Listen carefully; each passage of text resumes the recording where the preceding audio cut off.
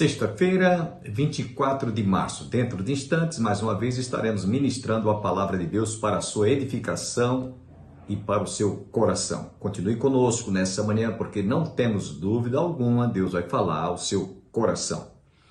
Quero lembrar a todos os nossos irmãos e amigos, internautas, telespectadores, que nós estamos lembrando a todos a celebração do 32º aniversário do programa Opção para a Vida, que será realizado no próximo mês de abril, dias 15 e 16.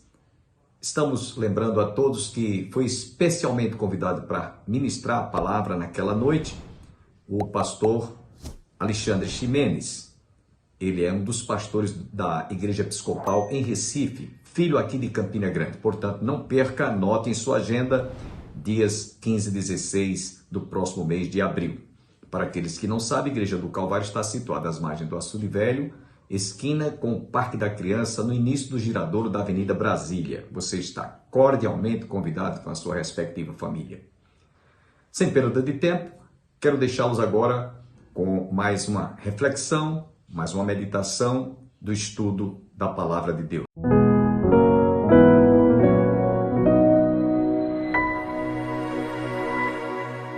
No capítulo 2, versos 17 ao versículo 20. Só apenas esses 4 versículos. Neemias é no Velho Testamento, para aqueles que não estão familiarizados. Capítulo 2, versos 17 a 20. Vamos ler. Então lhes disse: estais vendo a miséria em que estamos? Jerusalém assolada e as suas portas queimadas. Vinde, pois, reedifiquemos os muros de Jerusalém e deixemos de ser opróbrio. E lhes declarei como a boa mão do meu Deus estivera comigo, e também as palavras que o rei me falara. Então disseram: disponhamo-nos e edifiquemos, e fortaleceram as mãos para a boa obra. Porém Sanbalat, o horonita, e Tobias, o servo amonita, e Gesem, o arábio, quando souberam, zombaram de nós e nos desprezaram e disseram: que é isso que fazeis? Quereis rebelar-nos contra o rei? Então lhes respondi: o Deus dos céus é quem nos dará bom êxito. Nós, seus servos, nos disporemos e reedificaremos vós. Todavia, não tendes parte, nem direito, nem memorial em Jerusalém. Amém? Vamos ainda orar. Louvamos-te, ó Deus, por este momento em que nós subimos à tua casa para juntos nos debruçarmos diante desta palavra que acabamos de ler. Pedimos-te, ó Deus, que tu abras o nosso coração, os ouvidos da alma, o nosso entendimento, para que possamos discernir toda esta escritura que lemos agora. Fala ao nosso coração, diante das adversidades, diante dos inimigos, diante dos obstáculos, Senhor, nós possamos depositar total confiança, esperança e perseverança naquele que é o Senhor soberano, que pode, Senhor, nos dar a vitória, seja em que for, ou em quaisquer que sejam as circunstâncias em que nós nos encontremos. A exemplo de Neemias, que estava ali, Senhor, na reedificação dos muros e do templo, sofrendo todo tipo de ameaças e obstáculos e dificuldades, a cidade totalmente destruída, mas o teu servo confiou toda aquela situação e colocou tudo em tuas mãos. Por isso ele teve condições de restaurar não apenas os muros que estavam caídos, as portas incendiadas, mas também a cidade e o templo do Senhor. e nós possamos aplicar essa lição aos nossos corações. Pedimos-te tudo isto agradecidos em nome de Jesus. Amém. Os irmãos tenham a bondade, podem sentar. Meus irmãos, uma coisa que eu quero, antes de trazer todo o comentário do estudo da palavra de Deus nessa noite, dizer para vocês que o que mais me impressiona nas Escrituras Sagradas e me faz cada vez mais convictos de que a Bíblia é a palavra de Deus, ela não contém a palavra de Deus, ela é a palavra de Deus. É que histórias como essa que nós acabamos de ler nos mostram como deve ser o comportamento dos servos do Senhor ante as dificuldades. Por isso nós vamos dar um título à nossa reflexão de hoje: não perca a esperança diante das desolações. Eu vou repetir: não perca as esperanças diante das desolações. E é isso que nós vamos aprender hoje à noite, nesses 4 versículos, onde descrevem a história do que Neemias enfrentou diante daquela situação em que Jerusalém se encontrava. E procuremos aplicar ao nosso coração. É isso que me faz sentir como é importante as Escrituras Sagradas. É o único livro na história do homem que ele pode ler histórias vividas há milênios de anos atrás, que elas são tão importantes para nós aplicarmos em nossas vidas, seja em quaisquer que sejam as épocas ou as circunstâncias em que nós nos encontremos. Do modo como Deus tratou com Neemias, Ele trata comigo, trata com você, com qualquer um de nós. É importante sabermos aprender a depender dEle e colocarmos tudo em suas mãos. Então, meus irmãos, Neemias estava voltando, estava em Jerusalém para restaurar e reconstruir não apenas os muros, as muralhas, as portas ou os portões incendiados, tudo queimado, tudo destruído. E dentro daquela situação, de toda aquela desolação, Deus levanta esse homem para que ele pudesse reconstruir o que estava destruído. E eu estava pensando, enquanto preparava esse estudo, alguns exemplos que a gente pode aplicar para os nossos dias, os dias que eu estou falando hoje. Por exemplo, certas catástrofes que nós vimos e assistimos na mídia, e ainda estamos vendo alguns fatos acontecerem em todo o mundo, a exemplo do último terremoto que foi acometida aquela região ali da Turquia, a Síria, algumas nações ali próximas daquele eixo, e o quanto foi realmente danoso as destruições, as catástrofes que nós vimos acontecer ali. Mais recentemente em São Paulo, em São Sebastião, nós vimos aquelas enchentes que inclusive trouxe muitas mortes, muitas famílias desabrigadas, dezenas de mortos, foram já computados, e perderam seus bens, perderam móveis, perderam suas casas. E eu estava me lembrando, irmãos, também de uma catástrofe que houve em Minas Gerais, aquela barragem de Brumadinho, em Minas Gerais, aquela avalanche que saiu arrastando toda a cidade e deixou cerca de 270 mortos, e 3 pessoas ainda estão desaparecidas.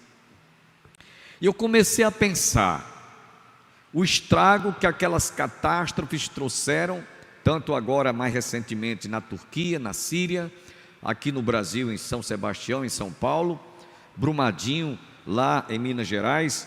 E eu comecei a pensar, visualizando na minha memória os destroços de tudo que aquelas avalanches trouxeram. Você vê uma imagem daquelas que passa na mídia, esse terremoto, dezenas de prédios que foram todos tombados, todos aqueles ferros retorcidos, e milhares de pessoas enterradas, muitas delas ainda com muita dificuldade, enfrentaram e sobreviveram, resistiram e escaparam. E já chega a 46 mil mortos. Aí eu comecei a pensar no quadro dessas catástrofes: enchentes, inundações, terremotos, Brumadinho, levando tudo e destruindo tudo. Eu comecei a pensar e visualizei assim na minha memória, quando Neemias chegou em Jerusalém. Não foi diferente. Ele encontrou a cidade toda destruída, escombros, as portas da cidade todas queimadas, muitas casas destruídas, uma verdadeira degradação em que havia em toda a cidade. Degradação que eu digo, destruição. Então a gente tem uma ideia da desolação que Neemias viu e ouviu também os depoimentos dos remanescentes de tudo que eles haviam passado. Só havia ruínas, ruínas irreparáveis. É como você quando vê nessas imagens daquele terremoto e você vê, meu Deus, como é que vai se refazer uma cidade dessa? Como é que vai se recompor essas famílias que perderam casas, perderam os bens, perderam tudo, sem falar daquelas que foram totalmente ceifadas, foram destruídas, famílias inteiras morreram, não ficou nenhum sobrevivente. Então comecei a pensar e ao mesmo tempo fazer assim na minha memória, uma visão, como foi que Neemias encontrou Jerusalém. Isso nos mostra que numa situação como terremotos, enchentes, como a gente está vendo agora recentemente em São Sebastião, em São Paulo, isso leva tempo para ser refeito. Isso não é rápido que se refaz. Isso não é uma questão de vapt-vupt, se refaz tudo. Isso leva meses, semanas e às vezes anos. Vocês sabem quanto tempo o povo de Israel passou no exílio? 70 anos, no exílio babilônico. Então durante essa temporada de 70 anos, dizem alguns escritores, e houve mais alguns anos antes e posteriori à volta deles, chegou a soma de 100 anos. 100 anos, a cidade totalmente destruída, a cidade total, só debaixo de escombros, as portas queimadas, tudo. Então não era do dia para a noite que Neemias ia chegar lá, ia refazer, reconstruir tudo aquilo que estava destruído. Então vocês têm uma ideia, pelo menos, do que era, qual foi o quadro de como Neemias encontrou a cidade de Jerusalém. Templo destruído, as muralhas caídas, as portas queimadas. Então, pelo menos, irmãos, diante desse quadro em que ele estava ali, era para desanimar, era um quadro desanimador. É como quando a gente vê aquelas imagens que passam nas reportagens, Você fica olhando, meu Deus, como é que essa cidade vai se recompor? Como é que vão refazer tudo isso que está aqui destruído? A gente não sabe nem por onde começa. E vejam a luta também daquelas pessoas que ainda estavam, os sobreviventes que ainda estavam esperançosos de encontrar sobreviventes, mas chegou um momento que diz, agora não tem mais condições de ter ninguém vivo aí. Se houver, é um verdadeiro milagre, como algumas crianças recém-nascidas foram retiradas de dentro dos escombros em algumas regiões que elas não foram totalmente, ficou alguma parte assim vaga que eles puderam respirar. Mas chega um ponto que diz, agora não tem mais condições de haver sobreviventes. É muito desanimador para quem está lá tentando salvar e para aqueles que estavam ainda alimentando uma esperança de serem encontrados. Então, imaginem, observem os irmãos, que situação. E Neemias, irmãos, em vez de se entregar ao desânimo, em vez de se sentir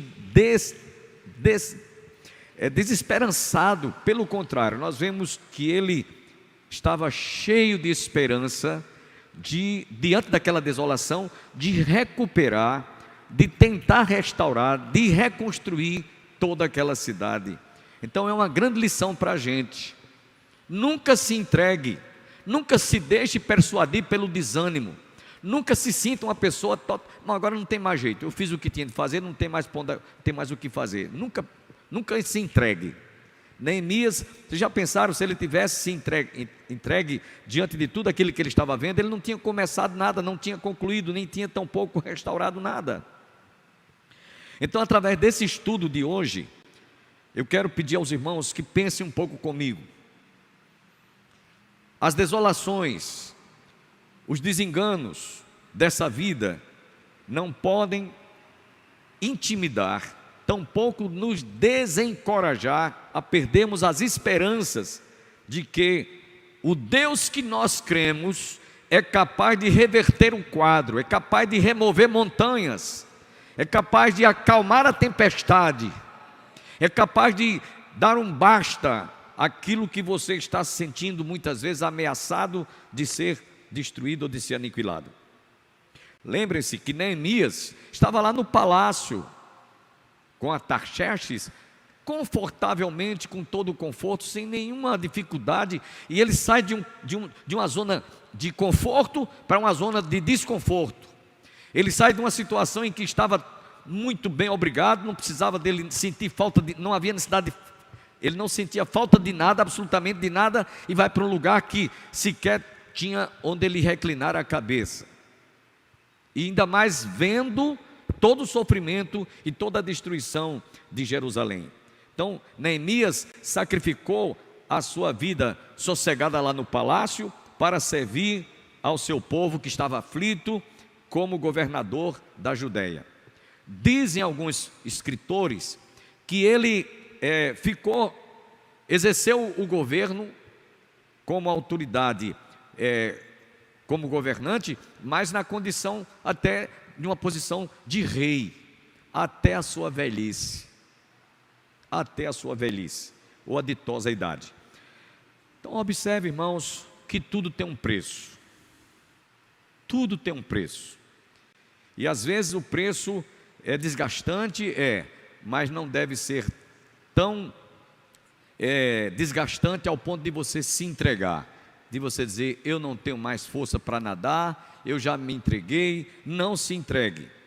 Então, isso é importante para você aprender com a história de Neemias. Os judeus, portanto, após passarem todo aquele tempo, estavam lá no exílio, Jerusalém lá abandonada, destruída, eles tiveram que lutar para reconstruir Jerusalém, e eles o fizeram com muita garra, por causa de um líder que não se entregou. Essa é a lição que nós vamos ver agora. Então observem nos versos 17 em diante. Continue com a sua Bíblia aberta e vamos meditar nesses 4 versículos. No versículo 17 nós encontramos o escritor descrevendo: então lhes disse, estais vendo a miséria em que estamos em Jerusalém, assolada, destruída e em ruínas, as suas portas queimadas a fogo? Foi essa a leitura que ele fez, desanimadora. Era para desanimar qualquer um, meus irmãos. Vejam as palavras que ele usa aí, não é? Então lhes disse, estais vendo a miséria em que estamos em Jerusalém? Que miséria era essa? Tudo destruído, como a gente vê hoje. Mas ainda se pode refazer, ainda pode se reconstruir, ainda pode se recomeçar. E foi isso que Neemias pensou consigo mesmo. Então a palavra de Neemias como líder, ela foi bastante animadora, porque ele disse, vinde pois, reedifiquemos os muros de Jerusalém e deixemos de ser opróbrio. Chama a atenção dos irmãos para essa expressão desse grande líder. As suas palavras foram estas: Embora ele estivesse dentro de uma realidade que não podia fugir, era uma realidade desalentadora, desanimadora. Se coloque no lugar daquelas famílias que perderam entes queridos e perderam bens, perderam casa e estão tudo desamparado. Como a gente às vezes costuma dizer na gíria popular, uma mão na frente e outra atrás. Como é que eu vou começar agora? De onde eu vou começar? Vou começar do zero, não tem casa, não tem abrigo, não tem nada, como é que eu vou recomeçar? Veja as palavras de Neemias: vinde, pois, reedifiquemos os muros de Jerusalém e deixemos de ser opróbrio. Não vamos alimentar o desânimo, não vamos alimentar o desespero, não vamos alimentar o desengano, não vamos alimentar algum sentimento de dúvida de que nós não vamos ter forças para vencer ou para superar essa ou aquela dificuldade. Meus irmãos, o verdadeiro e autêntico líder não se deixa vencer pelas aparentes derrotas ou aparentes fracassos. Ele deve ter isso em mente: eu vou sair dessa, eu vou superar, não sei quanto tempo vai levar, mas eu sei que eu vou sair dessa. Então, aquele estado de miséria, como ele mesmo disse, estás vendo a miséria em que estamos? Aquele estado de miséria, meus irmãos, não roubou nem abateu a sua fé e a esperança que ele iria vencer, mesmo estando diante de uma realidade cruenta, difícil, mas que, embora aquela calamidade que ele estava vendo com seus próprios olhos, seria um desafio, um teste, podemos assim dizer, para ele confiar, crer e depender de Deus. Eu não sei qual é a dificuldade que você, que porventura está aqui hoje à noite, esteja passando, ou você que está em casa. Eu não sei qual é a dificuldade que você está passando, mas não se entregue, não diga, para mim não tem mais jeito, pastor. Não pense assim. Lembremos que o que é impossível aos olhos dos homens é possível para Deus. Nada é impossível para Deus. E Neemias estava estribado na confiança de que Deus iria dar estratégias para que ele pudesse superar aquilo. Você imagina o que é um líder diante de uma realidade dessa, se perdesse a esperança diante de toda aquela adversidade? Todo mundo ia se sentir também desanimado, todo mundo ia se sentir desgastado, sem nenhuma perspectiva de sair daquela situação. Mas ele foi forte. Ele disse: vinde, pois, reedifiquemos os muros de Jerusalém e deixemos de ser opróbrio. Eu quero ainda dizer para os irmãos que reconstruir é mais difícil do que construir. Por incrível que pareça, dá mais trabalho.